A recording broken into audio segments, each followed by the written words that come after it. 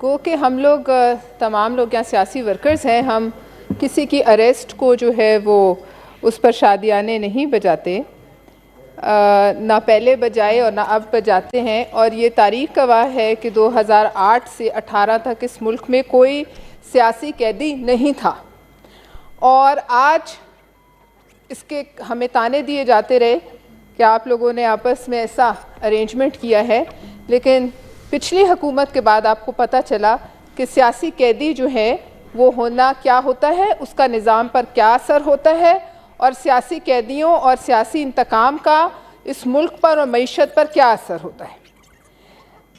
جناب چیئرمین، تاریخ گواہ ہے کہ جب کربلا میں امام حسین رضی اللہ تعالیٰ عنہ اور ان کے خانوادہ رسول صلی اللہ علیہ وآلہ وسلم کو شہید کیا گیا، تو یزید کی حکومت گرنے کے بعد ایک شعر اٹھا تھا مختار ثقفی، اور اس شعر نے قاتلان حسین سے ایک ایک کر کے بدلہ لیا اور چن چن کر انہیں جہنم رسید کیا، اور جب ہر ملعون کو وہ اپنے سامنے لاتا اور پوچھتا کہ کہاں ہے تمہاری ریت کی حکومت، تو اس کے پاس کوئی جواب نہ ہوتا، کیونکہ اس دنیا میں جتنی حکومتیں ہیں وہ ریت ہی کی ہوتی ہیں۔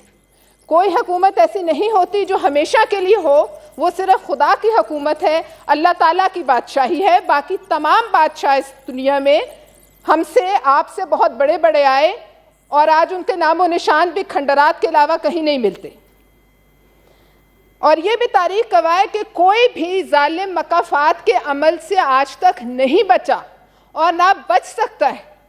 یہ قانون قدرت ہے، یہ اللہ کا قانون ہے۔ ہمیں کوشش کرنی چاہیے کہ اگر ہم کہیں مہربانی کر سکے تو کریں، اور اگر بلا وجہ کسی کی پکڑ دھکڑ جو ہے وہ ہو رہی ہو تو اس کو بھی ہم منع کریں۔ لیکن جناب چیئرمین، جب آج یہاں سے بات ہو رہی تھی اپوزیشن کی طرف سے فواد چودھری صاحب کے حوالے سے، تو بات یہ ہے کہ کیا وہ بھول گئے ہیں کہ اپنی حکومت میں وہ کیا کیا کرتے رہے؟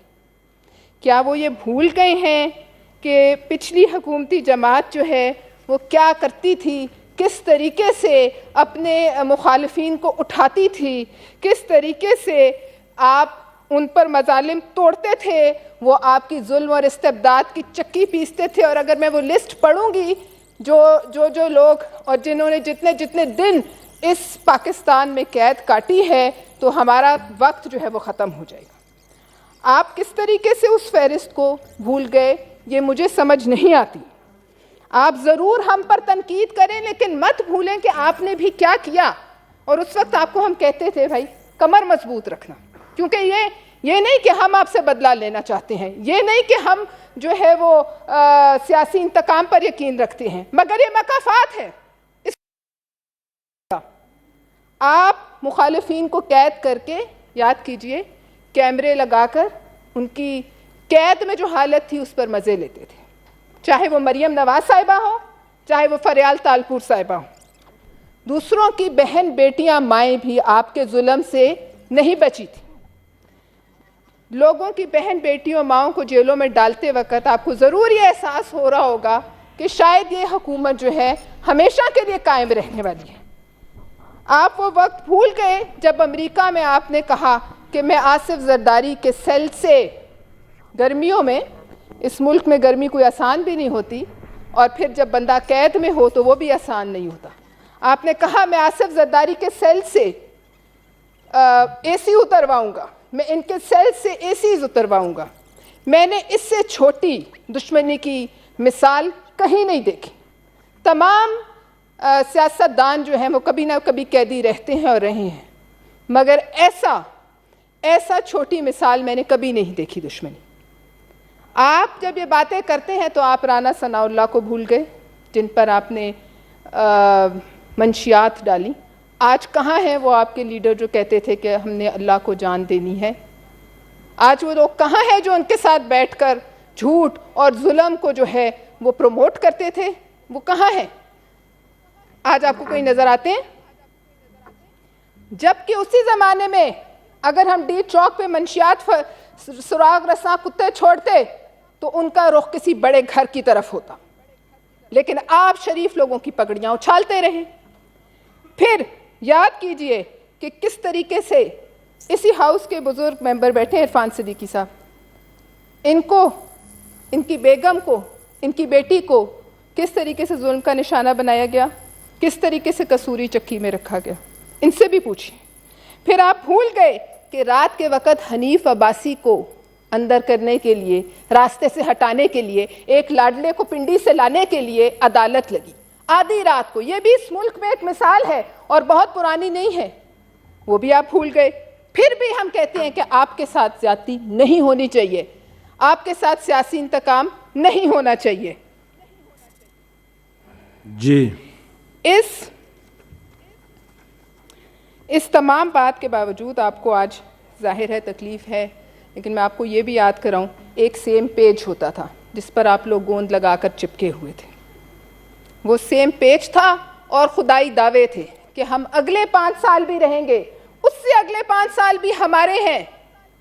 آپ نے 10-10 سال کے پلان بنائے ہوئے تھے, لیکن آپ یہ بھول گئے کہ اس سے پہلے ایسے پلان بہت سے لوگ بناتے رہے اور منٹوں میں خاک ہو گئے, پل بھر میں خاک ہو گئے. ضیاء الحق نے کہا تھا کہ میں اگلے 10 سال جو ہے وہ الیکشن غیر جماعتی کراؤں گا, لیکن اس کو یہ معلوم نہیں تھا اگلے 10 دن اس کی زندگی کے نہیں بچے تھے.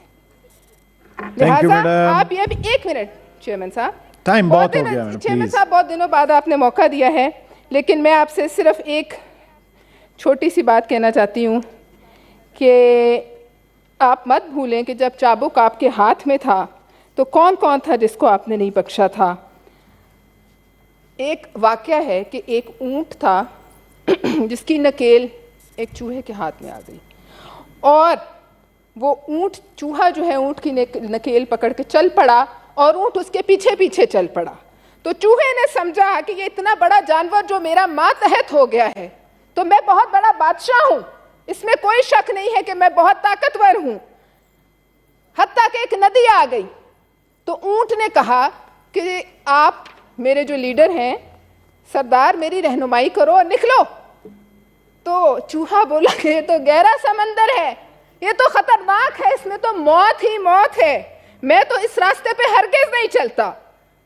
تو اس وقت اس اونٹ نے چوہے کے ہاتھ سے نکیل چھڑا لی اور اونٹ نے کہا کہ اگر اتنی سخت نہیں تھی کہ اتنا بار اٹھا سکتے تو اپنی اوقات سے بڑھ کر کام کیوں کیا. لہذا اگر اونٹ نے آپ کے ہاتھ سے نکیل چھڑا لی ہے تو اس میں قوم کا کیا قصور, اس میں ہمارا کیا قصور. اونٹ تو آپ اونٹ کے آگے آگے تھے, لیکن اونٹ نے پیچھے سے آپ کے ہاتھ سے نکیل کھینچ لی. کہانی اتنی سی ہے. بہت شکریہ. Honourable senator Faisal Javed.